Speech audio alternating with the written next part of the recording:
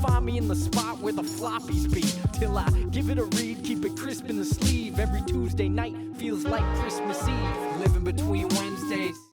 What's up, folks? I'm your host, Konrad, on Wednesday Night Reviews, and tonight I'm joined by Nick Marinkovich, and we're going to talk about their new comic that's coming out now, Dead Romans. Nick, thanks so much for coming on. Hi, Konrad. Thanks for having me. Absolutely. Happy to have you. Excited to have you. First easy question I always ask everybody, which is simply, for the folks at home who've maybe never seen your face, never heard your name, who is Nick Marinkovich? Well, I think that would be most people other than my mother and my immediate surroundings. So, but who's Nick Marinkovich? Comic artist, graphic artist, illustrator. I usually like to go by illustrator. Notable projects that people would recognize my name from or my style from would be Sony Pictures Underworld, Kink, which was a completely different style, and now Dead Romans. Oh, also, I don't know how many people even know. Thank you for flashing the Dead Romans, but I did work on 2 of the Far Cry series video games, doing the opening credits. So not the credits, actually the opening scene for Far Cry Primal. If anyone played that game and remember the entire cave sequence, those drawings were a la Nick Marinkovich. So a little known fact that a lot of people don't know, because when you're an artist, your name is buried amongst 1,000 other credits. That is so cool. And actually, you know what? Just through doing the research I do to be able to do this and make my questions for people, I've come to understand that you've worked on a number of movies, games, comics, like kind of a lot. You've done a little bit of everything here and there. Mm-hmm. I guess, I mean, the obvious answer, I'm holding your comics, even some of your previous books. So I suppose the answer is probably comics. But do you have like a preferred medium? I would say now, and probably for the last 10 years, it's absolutely... well, no, not 10 years, but really, I guess my focus now is comics. And it's interesting you say that because, I started out in commercial art in comics. Yeah. But definitely going into it, I was young at the time, and really it fell into my lap. I had just finished school. I was back home, completely unemployed, and, what am I going to do with my life? And a buddy of mine, we decided, hey, there's a show coming up. Paradise Comics used to do a convention back in those days. You may or may not have been to any of those. Sorry, were you going to say something? Or well, I've heard of, but I have not been to. Well, anyway, we just quickly did up like 5 promo pages, and we didn't know what to do. We were just like, hey, let's go there. There's going to be some creators there. Let's show our stuff, and what else do you do? I don't know. So that was as far as our research went, and that was actually I can't even remember if it was Paradise or Fan Expo back then. We met Yannick Paquette for the first time, and super nice guy, fellow Canuck, and we were just chatting with him, and we showed him our stuff, and he was a lot of people just blow you off and you try to show them stuff. He was not like that. He was all over it, and he said, hey, you guys, let me take some of this stuff back, and, maybe something will come of it. And, I thought he was just being nice, but without exaggeration, I believe it was like 3 months later, we got a call about doing this movie called Underworld for Sony Pictures. And that's how it all got started. It literally just fell into our lap, learned on the go, learned as we did it.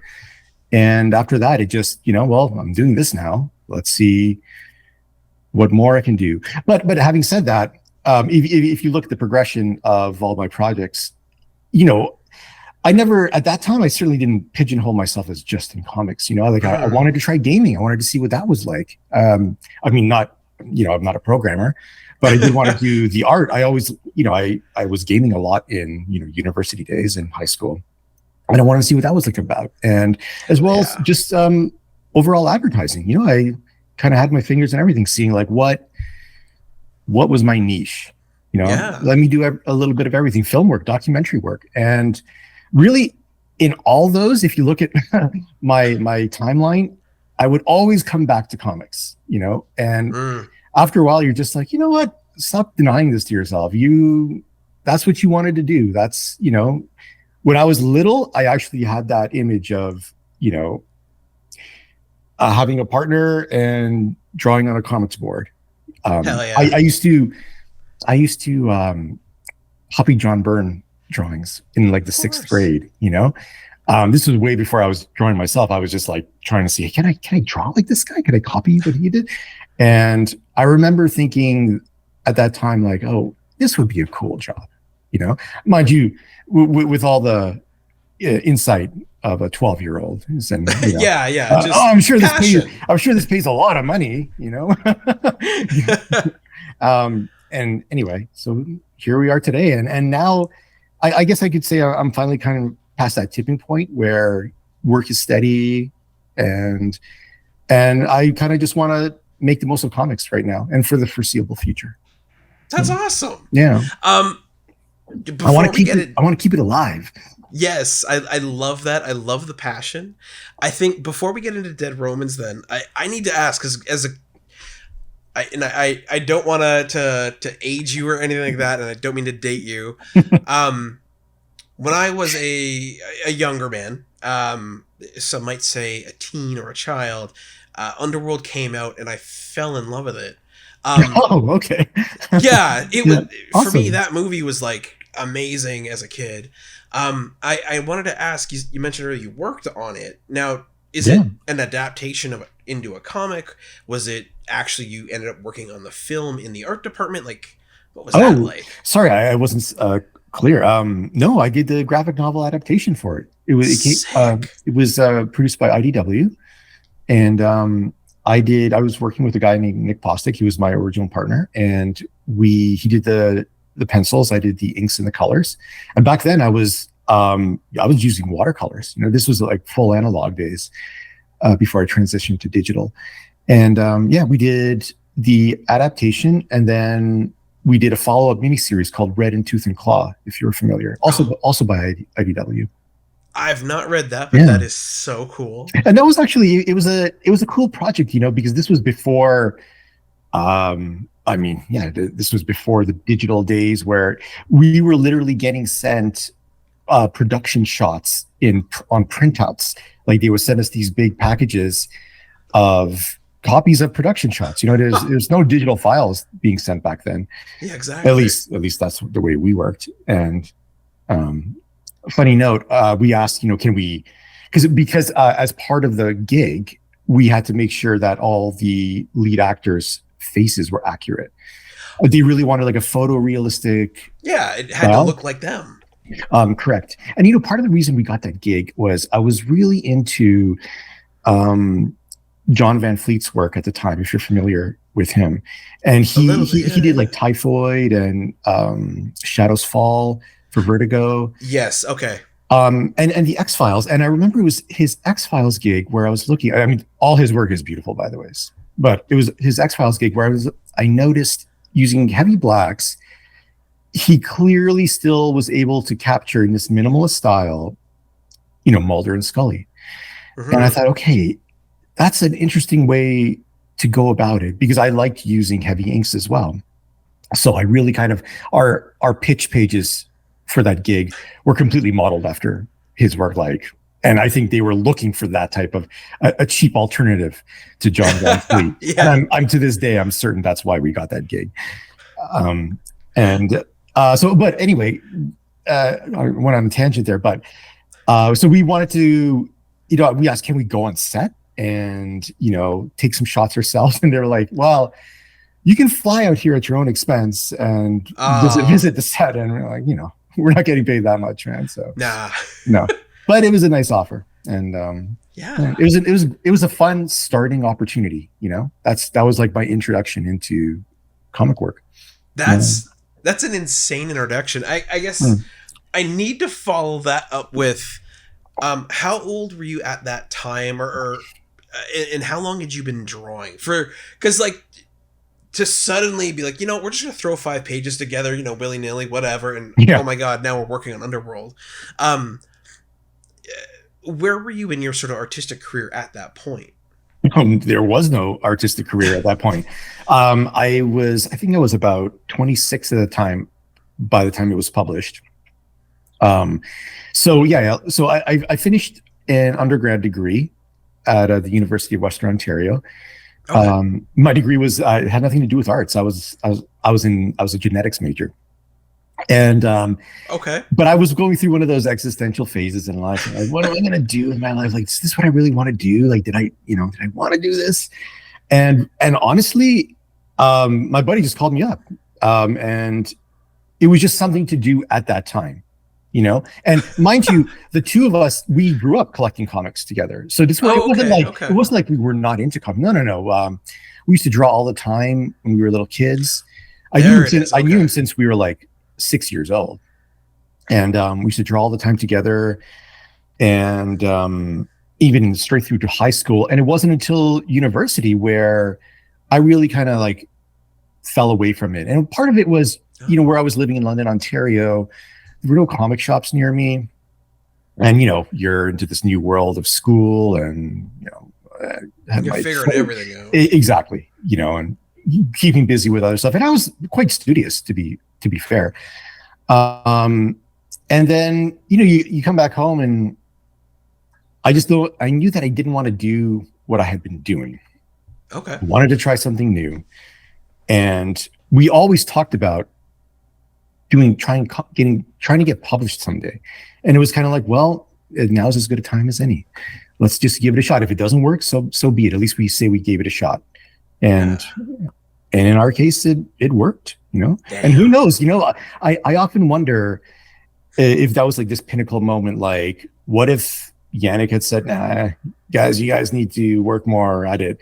There was an arrogance about us. Like, we kind of knew that we were pretty good, but in hindsight, like, did I think we were professional quality? We thought we were at the time, but looking back at my drawings at that time, let's just say I got a lot better.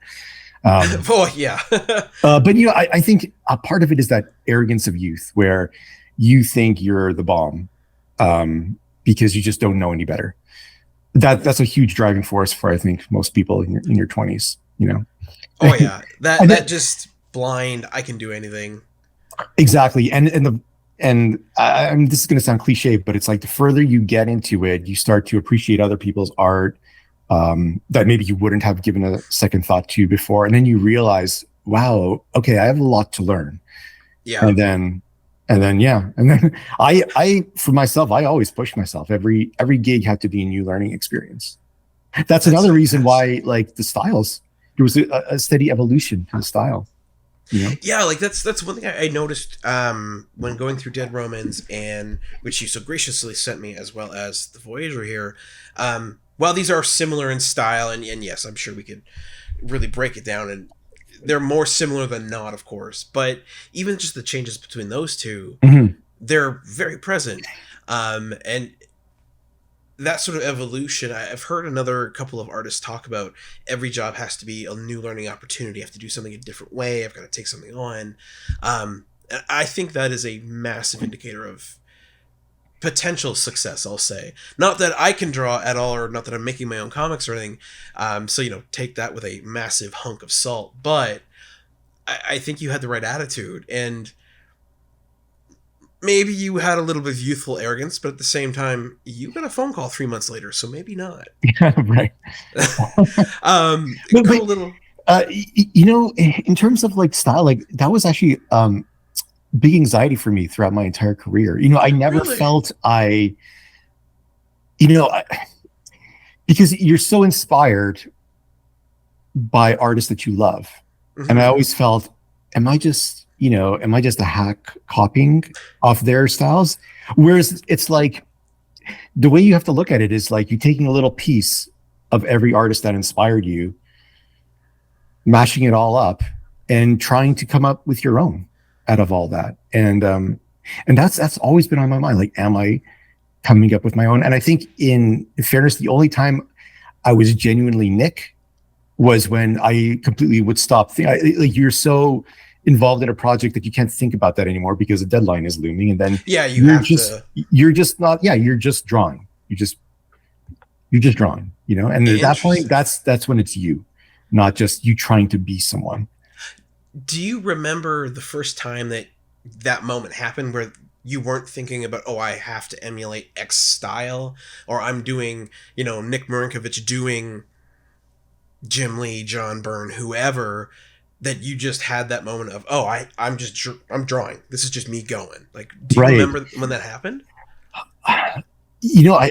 I do think it happened more so almost like at the end streak of Voyager. And then I had started Voyager 2, which has not been released yet. Okay. Yeah, we can talk about that more. But some of the work I did in Voyager 2, I think is some of my best work, my most original work.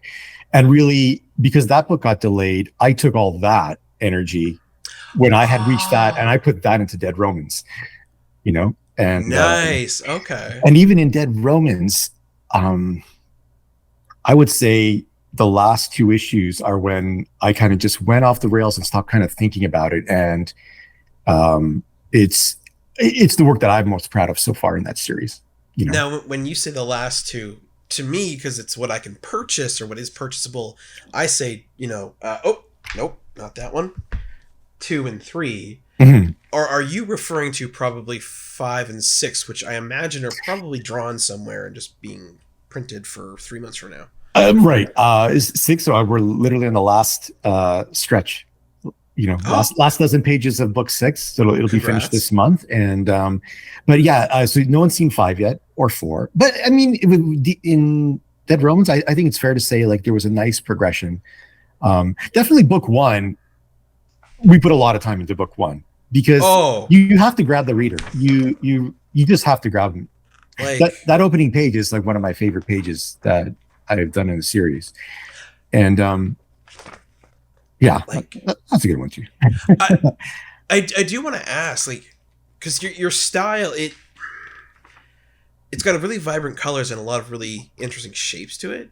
Is it digital or physical? Like, are you painting that, or is that all done like in render? Oh, that's digital. All of Dead Romans has been done digitally. Yeah. Okay, I had a feeling, but I was like, I could see it also being done analog, and I was like, I don't know. So thank you for letting me know. Well, one of my big things is I always felt I had to make it look analog.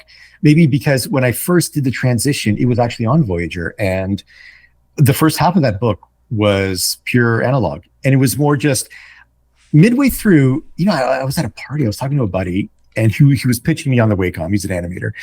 He's like, "You have to try this. It'll change your life." But yeah, that's all done analog. That's all. Yeah. So that's a page that exists in the world. Wow. Oh yeah. Sorry, to be clear, the inks, the colors were done digitally on that one. Yeah. So, but all the line work was like, yeah, the detail you're getting. No, thank you. But I can actually send you some of those inks after if you're curious about what it looked like. Absolutely. But yeah, it was, and so when I did the transition there, one of my big things I felt I needed to keep it consistent. So, I literally took all the tools I was using to make to do the ink renders in the first half of the book. I literally digitized them, and I was kind of learning as I went. I was new to the Wacom and figuring it out as I went. I mean, since then I've started to familiarize myself with new brush sets, which are, I mean, it's crazy how good brushes are these days, with like reactive brushes you're really pushing paint around on the tablet. It's hard to go back, once you're there. Interesting. But yeah, Dead Romans, it was 100% digital. A lot of people ask me, for pages for sale, and it's kind of burns me because I think it's the most people that have asked me for pages to sell since probably Underworld. That's why one of the reasons I did go digital was like, not that many people buy my pages anyway, so not gonna lose. But now I feel like I'm losing tons of money by not working analog. Yeah. I mean, you know what? Like, and issue 3 is out, so you know what? I'll show a fair chunk of issue 1. Like frankly, the beauty of these pages, even when they're grotesque and they're big battles and, you know, people are getting their chests split open and blood's gushing everywhere, like, the way that you work and your command of the line, like, what I really enjoyed was how angular everything is. Let's see if I can find a cool shot that'll show. Oh, here. Okay. So we've got this gentleman's nice head, which very clearly, right, it's a forehead. Like myself, it's very round. But you have so many intricate lines that you're using to show structure that are extremely straight, which is, I think that's a part of what I would call your style. It's how I will recognize it going forward. That it's just so recognizable, and it adds like a weird beauty to things because it shouldn't work, but it does. Thank you. Yeah, so like, I totally understand, like, now, especially people wanting to buy it, because I'm not gonna lie, like, I am certain that would look absolutely stunning in a frame. And not to say you can't, you know, print one off or make some sort of facsimile, but I think you've definitely flexed your muscles on that one, Nick, and been like, hey, by the way, I can do some crazy stuff. So don't be shocked if people start asking you more and more. I guess what went into that? Like, how did you come up with that style, the Marinkovich style of art? Well, it's interesting that you mentioned the more angular aspect of it. And I think, again, looking back at the kind of progression, one of the big projects I did that I was really proud of was Kank. I don't know if you had a chance to familiarize yourself with that, but I did, yeah. Super cool. For those that don't know, Kank was what we call a fumetti, which is a comic based on actual photographs. So for Kank, we actually, or it was actually Jason Gilmore and Alex Jansen who were filming. They were planning to do a documentary on Igor, this guy Igor Kank, and they had all this footage. But while doing it, you know, the footage was very, you know, on the spot, quickly. Like Alex literally ran home, grabbed a camera, just went there and started filming the guy because he was like having this great conversation with him. And, you know, Alex is one of those guys who can come up with an awesome project. And he thought, well, this isn't the quality footage you want for a documentary, but he was really into comics. And we had talked about working on another comic about residential school system back then. But the writer was not ready with that work at the time. So he had this idea to take that footage and make a book out of it which turned out to be Kank. So I had all this footage, and a lot of it was really grainy, and it was going to be black and white. And one of the ways I was trying to basically block out the characters of interest in all the panels, because some would be literally drawn onto the page, others would already be there. I started using these really thick strokes around all the characters just so that they could stick out. It was the only thing that seemed to work. And really, we wanted a very, a very urban, anarchist poster kind of feel, like almost the way we'd see a punk band advertising their night, you know, on the wall, you know, of some facade on the building or something. We wanted that for the look of the book.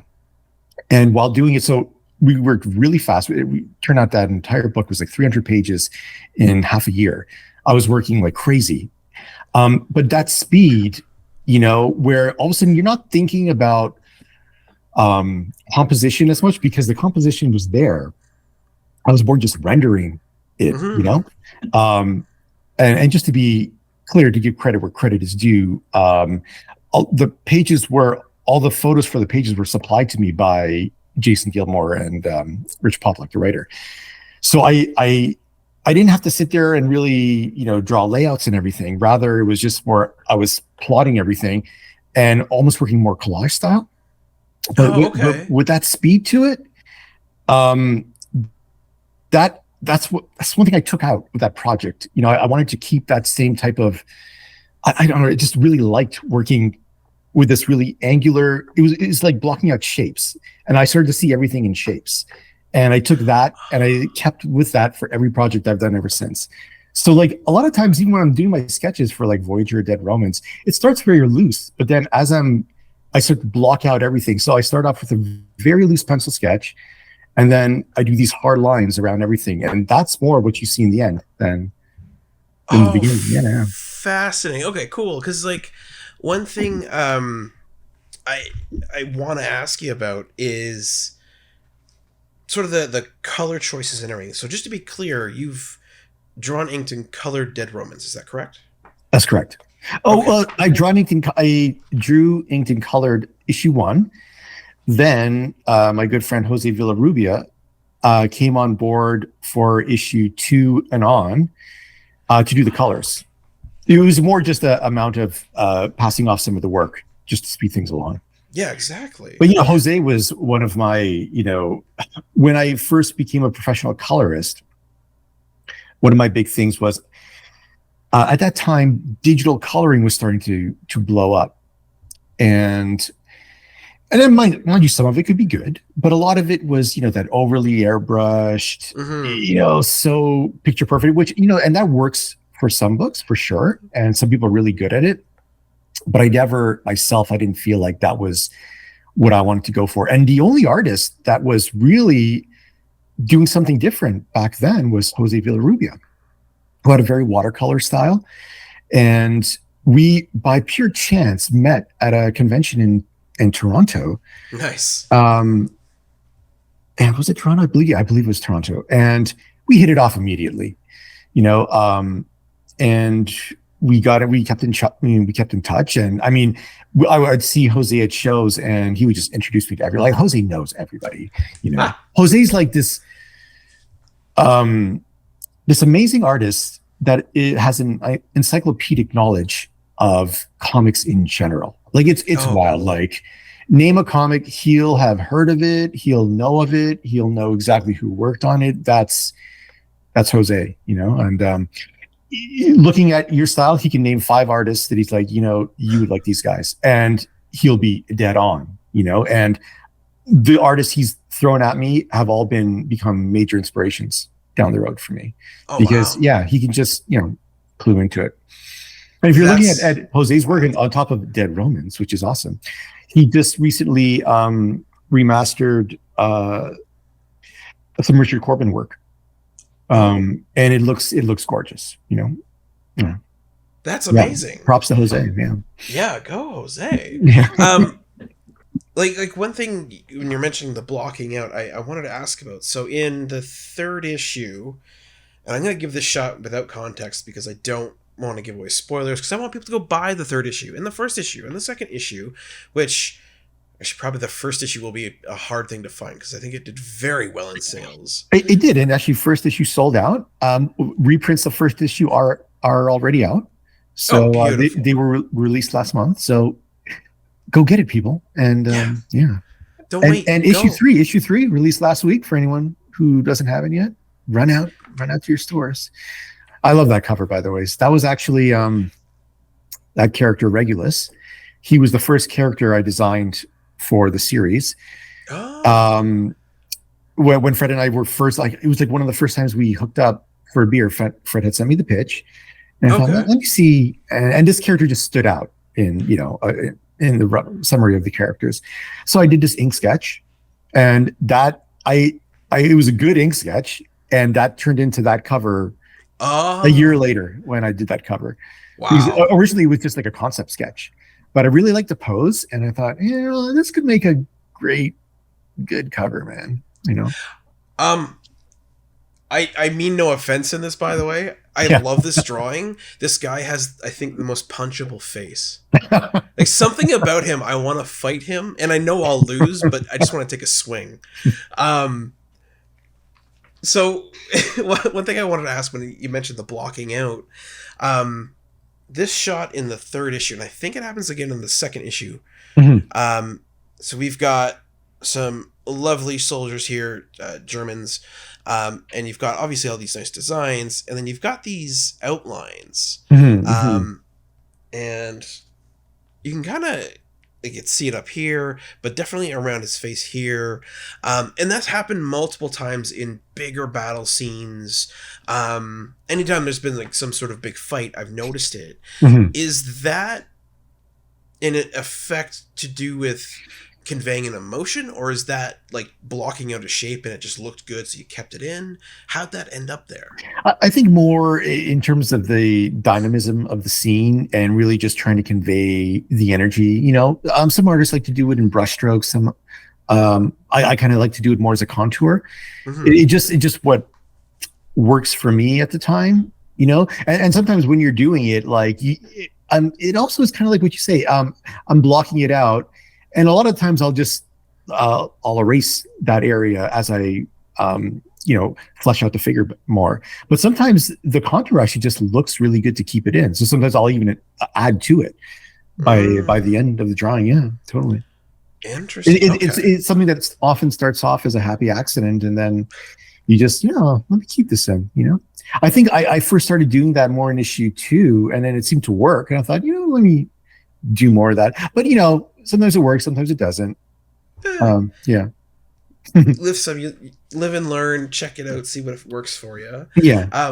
I guess another thing that I wanted to ask then about your approach to Dead Romans. So again, folks out there, because we've been talking for like 30 minutes, this is Dead Romans. It's a beautiful series. Issues 1, 2, and 3 are out. There are, Nick, you do 2 covers for each issue, and then 2 other artists do issues for you, correct? That's correct, yes. So they may not look exactly like this. I believe this is the B cover for this issue. Mm-hmm. That, I think, is the A cover. That's correct, yeah. And that's the A cover, because that's a sick cover. So they might not look exactly like these, but people, go buy them. If you're listening to this now, pop it in your earphones, get in your car, get on your bike, get on your feet, whatever you got to do, call Uber, go to your local comic shop. They will very likely have issues of this one. Probably have issues of this one and the reprints of this one. Mm-hmm. So one thing that whenever I've gone to cons and there's been, sketch battles and artist panels and stuff, people always ask artists, what do you hate to draw? And the unanimous answer when you get more than 2 guys in a room and ask them, hey, what do you hate drawing? They always say crowds, horses, or fences. In this book, I think every other page, at least, you draw a crowd and some horses. Given you're doing this stuff digitally, I guess I wanted to ask, are you cheating and using like a brush to have like outlines? Because there's definitely scenes where you've got big masses of soldiers like so, and it would be very easy to just make a brush, draw a little black dude, and then copy and brrr. Or are you actually like stakingly going in and drawing the legions? Yeah, it's more the latter there. I'm literally drawing them in, but I mean, I work very. I tend to block out, because I'm working digitally. I'll tend to block out a shape and then I erase from the shape. So, like for example, there with the legions, I would kind of just block out an area in that perspective, and then you're kind of like just making the little notches for the little helmets and the shields. I'm always working with contrast. That's kind of like my baseline. Yeah. And it definitely is. So you block out a shape, and then the way I like to say it, if it's for lack of a better description, I just work the edges of the shape to flesh out the detail. It's only something you can do digitally. So when I'm going back to drawing with pen and ink, you kind of have to go back to the old school way. But that's why I kind of liked the way I started doing the digital work. That's why I'm doing it like this for now. I just really like the result, And, I can't argue with that. Yeah. It looks so good. But it's funny. Sorry. To go on that, it's funny you mentioned crowds. Horses, I don't mind. Horses are actually beautiful animals to draw. They have great musculature, and there's a dynamism to drawing them. So them, I don't mind. Crowds, I was super anxious about going into this, and one of the reasons I did this was I wanted to push myself and learn how to draw crowds and melees, which in all my other work, I'd never really done that. Maybe the occasional crowd, in which case I would almost usually just take a rendered photograph just to save myself time. Oh, but as a point for this series, I did not do that at all, and it's full of crowds, as you said. And it was more just learning, okay, how do you imply a crowd effectively without wasting the time to draw every little guy? And it was really that learning experience. And I do believe my crowding has gone quite a way between issue 1 and issue 6. Like, nice. I really upped my melee game. There's so many questions I could ask. Thank you so much, Nick. This is so fun. When it comes to the legions, right? Like, not only is it a crowd of people, but they're fairly uniform, right? Now, sure, there's individual differences. This person's taller than this person. This broader and thinner and fatter and skinnier and whatever. But generally speaking, when someone thinks of a Roman legion, immediately, probably for most people, the movie Gladiator comes up in the battle shots where there's dudes wearing the same armor. When you're drawing those melees, was it annoying, or did you enjoy the fact that most of your soldiers were wearing similar armor and uniforms when it comes to the Legion, at least? The German soldiers, the barbarians, so to speak, you've drawn them vastly different in their heights, hairstyles, their any sort of face paint, facial hair, what little armor they have, or a lot of it sometimes. But for the Legion specifically, like, did it get annoying, or was it easier? Like, where did you fall on that sort of by the end of the 6th issue? Yeah, that's a good question, and part of it is easier because, you don't have to think about trying to customize everything. But at the same time, you don't want to make it look too mechanical. You need to keep it somewhat organic, so, add a slight variation to the shield tilt, to the way they're carrying their sword. But at the same time, relative to the German side, they would look like automatons, they did this line of robots.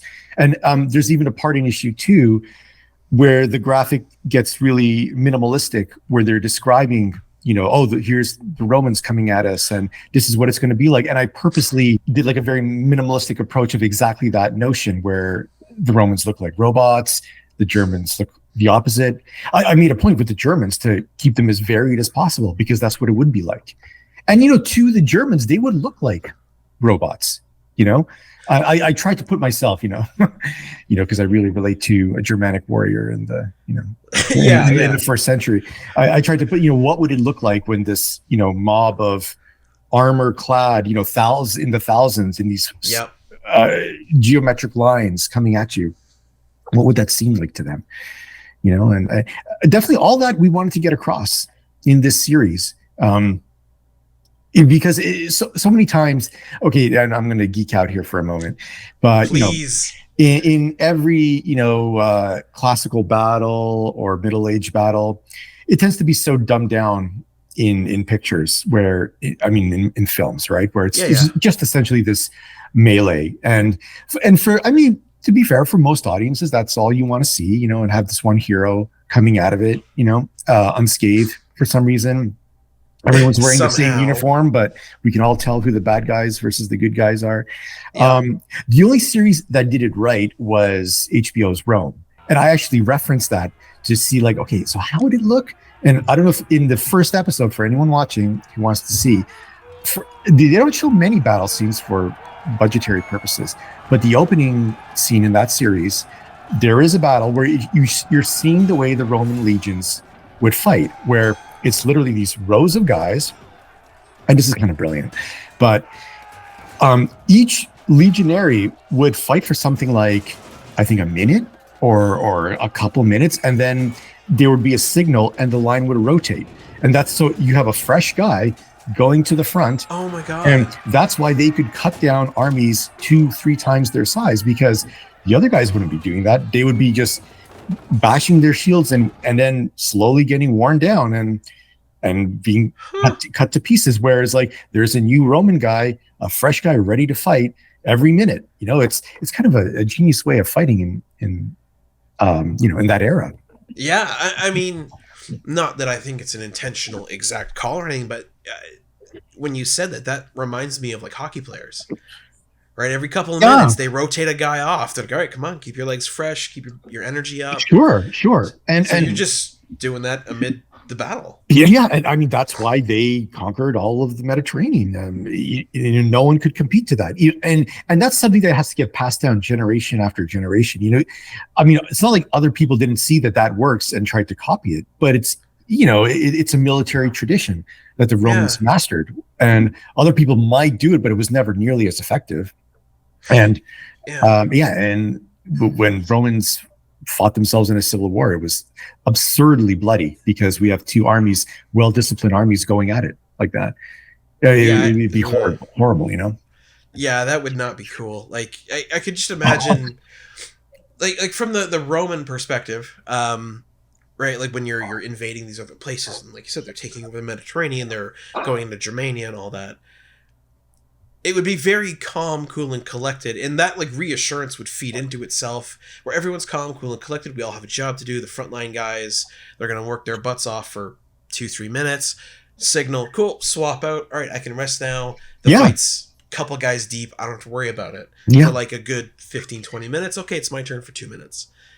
And then to have your opponent be just some,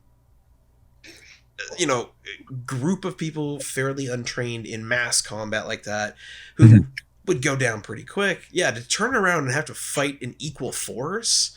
Oh my God. It would drag the fight on for forever. Everyone would be tired. Just the fact of holding up your own armor and weapons would be exhausting, and now you're trying to use it. Sure, exactly. Ugh. Yeah. Nasty. Yeah. And good job, by the way, conveying in your art how like gruesome and disgusting and dirty fighting would be, because the book itself is extremely dark. One thing I very much enjoy about it is that it is dark. And here we go. Here's a nice shot of it from the second book. When things get bloody, they get bloody, but you've also drawn everything with such texture, right? Like whether it's hair on someone's chest, mud all over them, generally how dark you've drawn everything anyway, it just feels disgusting. Like when you're reading it, and it's like, I don't want to be there. That doesn't sound cool or fun. It's just gory and muddy, and dark. So great job. So thank you. And that was all like, and thank you for noticing, because that was all intentional. We really wanted to convey the absolute misery and the horror of these legionaries being in these woods, because this took place over days, right? It wasn't like one pitched battle. It was, imagine just being hit over and over again by these guys, these random attacks. And it was like raining, like it was just, they were drenched, they were muddy. It would have been a horrible situation to be in, and there would be tons of psychological tactics they would use against them. We actually addressed that in, I don't think it was issue 3, I think it was more issue 4, where they're going through the woods and they're just hearing the screams in the background as they're sacrificing captured soldiers, and that was purposeful. It was to freak them out, like, this is what's coming for you. You're not going home, Romans. Yeah. Like, could you imagine? I think we owe the folks that there a little bit of context. So for folks who haven't read it, what is the sort of the main story for the two protagonists, Arminius and Honoria? I think I always say that wrong. Honoria, correct. Honoria, thank you. Well, I mean, as my friend and colleague Fred Kennedy would, and the writer of this series would say, it's fundamentally a love story between the two, and they're both slaves coming from different worlds, mind you. Arminius. So for a little bit of background, so the way Romans would do it when they would conquer an area, and finally make peace with a tribe, there would be a prisoner exchange where they would basically take the heirs of the chieftains, raise them in Rome. So they were partially hostages, but it was also to teach them, to basically indoctrinate them as Romans. Arminius was exactly one such person from the Cherusci tribe in Germania. So he grew up in Rome. He fought with the legions. He knew exactly how they fight. And it wasn't until he went back as an adult with the Roman legions in Germania where he saw the oppressive tactics that they were using against the people. And it struck a chord in him. And he devised this plan to start a rebellion against them. And knowing how they fight, he knew how to beat them, which no one else could. I mean, it would be like,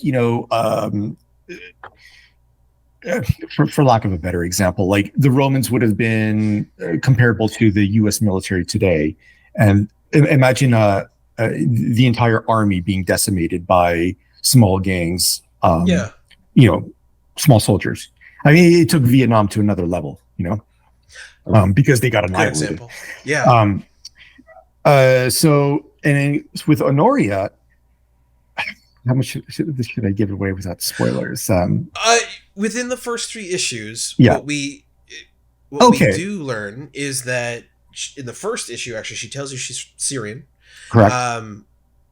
And she's very much in love with Armenia. Not Armenia. Arminius. Yeah. Arminius, thank you. Yeah. And I think within the first 5 pages, he entrusts her with his sword, which is big deal because that would be worth a lot of money and it'd mean a lot as a soldier. And then that's kind of what we learn about her backstory in the first 3 issues in a major way. Right. And okay, so we know Arminius, where Arminius is coming. And for those who don't know, this is all historically, this is factual. Arminius was a real personality, so cool. Which a lot, you do this for so long, you just assume this is common knowledge, but no, like a lot of people are not aware who Arminius was. There's statues of him in Germany today for, unfortunately, ultra nationalists tend to look up to that, but hey, he's a real historical figure. Yeah. Honoria is not. Honoria is a fictional character, but they were in love, and originally she was a slave working for Varus, the governor. Again, another real figure who was Arminius' like patron. And originally she was supposed to just spy on him, but they fell in love, classic tale. And she's not aware of any of his plans. He kept it completely secret from her. So when all this starts happening, she's convinced that he has nothing to do with it, that he's out there fighting with the Romans. And there's a lot of talk, but she just attributed about, he's a traitor and everything. But she just attributes that to, Roman chauvinism. Peg it all in German guy, But yeah, exactly. But it turns out to be true. And she's been separated from the colony. She survives. And he's looking for her throughout all this melee, through this fracas that's been going on. And she's just trying to get back to the main Roman column with this tribute that she was supposed to take back to Rome, I believe. Yeah. And that's where we find her. And she hooks up with 2 other survivors, Regulus and Ebo. They were officers in the Roman army, and they're the ones that trio carries most of the story throughout the series. Interesting. Yeah. And that's where I really love it, because you just love those 3 characters. Sure, there's Arminius, but he's almost incidental in the whole plot. It's really about these 3. Yeah, yeah. What I found so interesting about the book when reading it is that the first issue, because it starts with Honoria and Arminius, and they're talking. He gives her sword, all that kind of stuff. Like there's a lot of them together, and then throughout the next 2 issues, again out now, go get them. That you hear a lot of the strategy that comes out when it comes to the warfare and how they want to fight, and when it comes to anything with Honoria and the stuff that she runs into with those 2, it's the doubt of, is he a traitor or not? And okay, we have to get the tribute back to the column, we have to get it back to Rome, blah blah blah. Mm-hmm. It story-wise, from everything I've read in the first 3 issues, it's very we're doing this with them, which is fine, because at issue 6 you could bring them back and they'd be like, it's a love story, they're back together. But like, yeah, with the way that it's going politically, I guess, because yes, there's a lot of fighting and it's super cool, but there's a lot of politics to this too. Sure. And I guess I don't know, I just hadn't clicked. My brain hadn't clicked to it. But that's a super cool story to be able to tell in the absolute darkest, grittiest forest in the world. Fascinating. Yeah. So when you're rendering, right, like when you were working in Underworld, you had these set photos and, you know, probably 10,000 photos of Kate Beckinsale and the other actors, Yeah. and all the monsters. It was very easy to go, this is what she should look like. This is what this werewolf should look like. You don't exactly have that. So, No. like, was there any concern when it came up to drawing what these guys look like or how you had to depict them? Or was it just make them look the way they felt to you? Well, there's some of that for sure. You know, I started off with character concepts for all the principles in it, as well as just like the stereotypical Roman legionary, the stereotypical German. That was all prepared in advance, and definitely for the first couple issues, you're really sticking to the way you drew them, trying to be consistent. But then, as always happens, you know, usually by the time you get to around the third issues, like when it really started to gel, and I felt I had a better handle on the characters, and these started coming more naturally. I guess that's why for most artists,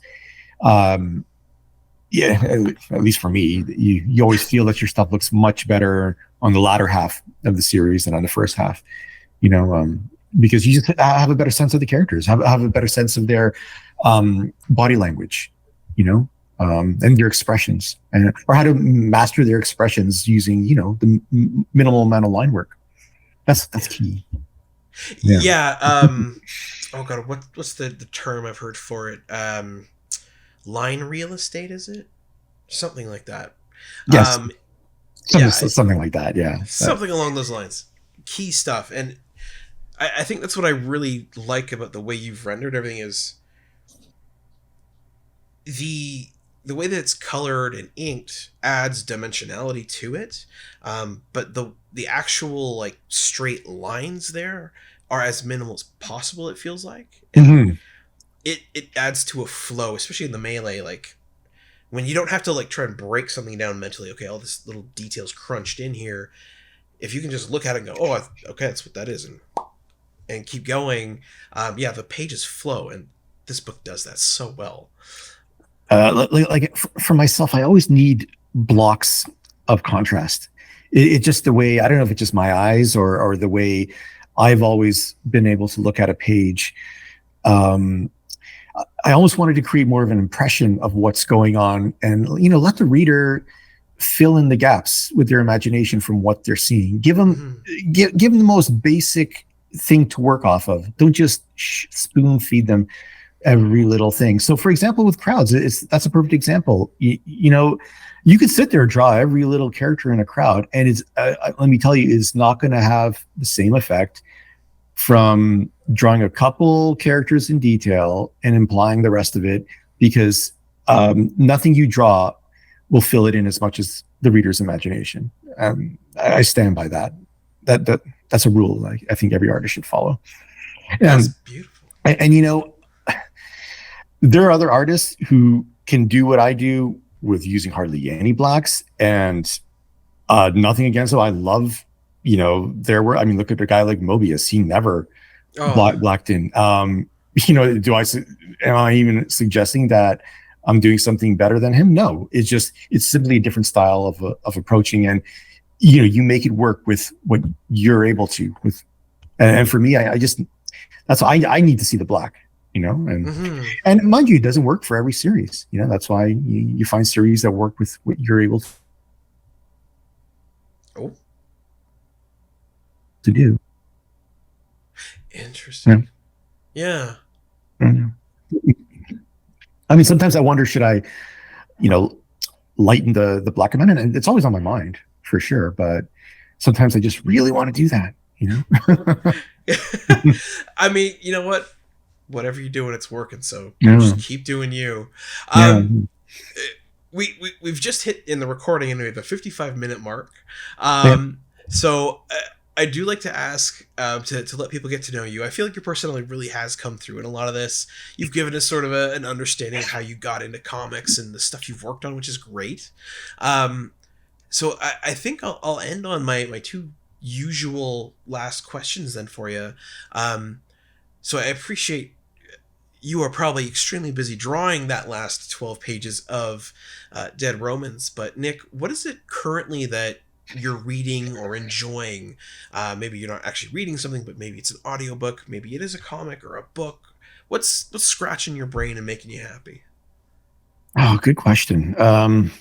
Geez. I haven't read as much lately just because I go to bed exhausted from drawing all day to get these pages in. When I'm working, these days I'm always listening to audiobooks. Audiobooks or podcasts, I always bring up, I'm a sucker for history podcasts. I must say, I don't know how much that appeals to other people, but no way. The guy doing a Roman history book? What? And I've said this before in other interviews where I was actually listening to the Mike Duncan's History of Rome podcast. But I mean, I've listened to that one a million times. Well, what if I've been listening lately? That same podcaster, Mike Duncan, he did this one called it is called it's the tip of my tongue. This is follow-up podcast to History of Rome. It was called geez. You know what, man? Sorry, it's called Revolutions. Oh, and beautiful. And that he spans so many different areas of history about the very theme of revolution, from the Russian. He ended on the Russian Revolution, but there was the American Revolution. Anyway, I mean, it's literally hundreds of episodes, so you just kind of pick and choose what you're into. Cool. I mean, we should talk about good comic books. Just at TCAF, I got Hoche Anderson's latest, Godhead 2. I haven't read it yet, but grabbed that. I grabbed what else? Nina Bunyevat's her latest one. I don't even know the title of it. I grabbed it because she was there. I was like, oh, crazy. I loved Fatherland, which she had done before for Fantagraphics. Oh, okay. Yeah, that was an awesome book. And it was because, she's from the former Yugoslavia where my parents were from, cool. So it was an interesting bio of that area. She actually grew up there. I didn't. I'm Canadian through and through, Nice. But it was nice reading about that. What else? Recently, I finished. I mean, not that recently. It was like back over the holidays. I finished. Have you ever read Razzle by Jeff Smith? I haven't. No. And Tukey. Tukey's his latest one. Did you ever read Bone? That was like yes, the series. Then he did Razzle, which is more of an adult one. I remember getting it, thinking, I'm going to read this to my son. I read Bone to him. We read, not to him. We read it together. But no, that is not appropriate at all. for children. And then and Tukey's kind of like midway. It's interesting. It takes place in like a prehistoric era with early hominids. And, okay. In an era where early humans and Australopithecines are all are all around at the same time, and there's predators and stuff. And it's a cool story. I really enjoyed it. Interesting. Yeah. Okay, and that's Razzle? No, sorry, that was Tukey. Oh, Tukey. Okay. And Razzle was the one about this guy who built a time machine, and it like factors into the mythos behind some of Nikola Tesla's work. It's a pretty cool story. I read it really quickly. I was like really into it. I dug it. Interesting. Yeah. Okay, cool. I hadn't even heard of it. I was a backer on Jeff Smith's Kickstarter for Tukey, and it was listed there, and I thought, I don't know, let me check this out. So you can get it as one of the packages, and I really enjoyed it. Yeah. That's so cool. Yeah. I mean, other books that I've been reading recently, Darwin Cook stuff. I really like the Parker stuff. I mean, I've read it several times. I'm notorious for rereading stuff. Like I just come back to it over and over, stuff that I really like, and then you leave it on your shelf for a while. And, yeah. I have been my partner Vanessa. She when she went to university, she got into a comics studying class because at the time I was just obsessed with comics because I grew up submerged in Batman and Superman and Justice League. So she got to take a course in university, which I am forever jealous of, because they did stuff like Watchmen, sure, Jimmy Corrigan, the smartest man on earth. Yeah.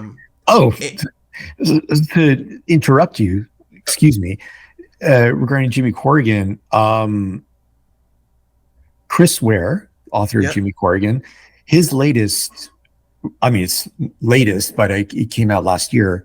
Rusty Brown is a wild piece of work that if your partner has not read it yet, she should grab that because I love that. I mean, he's, it takes place with these various characters who interact, whether or not they even understand that they interacted, like their lives pass through each other, but a varying, completely different lives, and it's kind of just with these loose connections that connect them all, and I really enjoyed that book. That's another, it's this like thick book that you just can't really stop reading. I got through that whole thing like really quickly because what a story that was. Yeah. You should check it out. I think anyone interested in the art of comics should read a book like that because it really shows you what you can do with the medium. Yeah. Like one thing I always remember about Jimmy Corrigan, and I will attest, I've never finished the first book. Or not, I guess it's not the first, but Jimmy Corrigan. It's this thick, huge, weird book. And it's a tough read, Oh, it is. I tried to read Jimmy Corrigan. It's a tough read. Yeah. Yeah. Like what I find is as you read it, it becomes less and less clear how to read. And it's just, it really pushes the medium of comics. So that sounds interesting. I will have to track down the new one. Appreciate it's last year, but it's new. Yeah. Because that sounds super cool. And it's much more readable than I would say. Okay. Classically structured, we'll say. I don't know if that's even the way, but it's even more the content. It's just Jim Corrigan was tough content to get into. But. Absolutely. No. Okay, that sounds cool. I will go after that one because that I think I can get into, and that type of story about just like the weird little ways that we interact with people, even indirectly. I find that fascinating. Yeah. Then I guess we've gone past our hour. So Nick, I think the last question I'll ask you for now is simply, who do you think we should interview next? Who needs a help getting something cool out there? Who would you like to learn more about? I'm super biased because I'm working with him, but Fred Kennedy, my partner in crime in this, he's always got a lot of stuff on the go. And if you're a Star Wars fan, he just is about to release his new Mud series, which is this fan-made podcast, narrative podcast with these characters here about this platoon of Mud soldiers. Are you familiar with the Star Wars universe at all? I mean, I don't know. Some people know it way more than me. Others, but Fred he's a radio guy. He's and I mean, this is I took this just to like check out what's this guy doing, and I was so engrossed by it. Like, if you even have a rudimentary interest in the Star Wars universe, he's taking it to levels that, I would say this is the closest thing. He was doing Andor before the Andor series came out. Oh, wow. This that's high praise, but I tell you that's not hyperbole either. Like, because his whole idea was like, what did the average grunt go through in the Star Wars universe? Not a stormtrooper, the grunt working for the Empire, and what would that have been like? Because he's really into military history. Yeah. And his idea was like, imagine this story of like what it's like being a trooper, you know. I really enjoyed it, so I can't even wait. He hasn't launched it yet, I believe, but it's coming out this month, because he's always showing me these production shots, and he's a fun guy to talk to, and yeah. Okay. And a fellow Torontonian. He's an Ajaxian, actually. Oh. One thing when people ask me, where are you from, Konrad? I'm like, I ask them, where are you from? Because people that are from Toronto will say I'm not from Toronto. But people who aren't from Toronto will say I am. Yeah. I'm technically from Mississauga. Exactly. Yeah. You know what it's all about. That's cool though. I'll reach out to Fred. He's actually followed me and liked a couple of my posts. So I will definitely reach out, and we'll see about having him on, helping him promote his podcast, which is super cool sounding. Super cool. And Dead Romans Part 2, hear it from the writer's perspective. Yes, absolutely. Well then, Nick, thank you so much for taking the time to come on the show tonight. You were an absolute blast. Well, thank you for having me, man. It was awesome. Love talking about this kind of stuff. Yeah. Glad to hear it. And for the folks in YouTube land, first and foremost, go to your local comic shop. Get the second print of Dead Romans #1. Get a copy of #2. And most certainly #3 that just came out. And #4, when's 4 coming out? It would be end of this month, whenever a new comics day is. So like 2 days from now. No. End of the month. Sorry. No. End of June. Sorry, I thought we're already into June. No, that's quite. I've You're been like 2 days out, right? Yeah. Sorry, end of June. You're working too hard on your comic. End of June. Exactly. Issue 3 just came out last week, so we have a month to go. Perfect. So you have time. Pick these 3 up, read them, like them. And I do like to spot, Nick. Where can people follow you? Where can they get your books? Where can they check out your work? Shamelessly plug away. Go. Follow me on Instagram and Facebook, Nick.Marinkovich. There'll be a picture of me, a lot of Dead Roman stuff at the moment, so you should be able to find me. There's a DeviantArt page, a lot of old stuff, but I've started reposting. If you want to see, especially some of my older work on there, that's a fun thing to check out. As to where you can find books, Dead Romans at any comics retailer right now, as well as Amazon if you're looking for digital editions.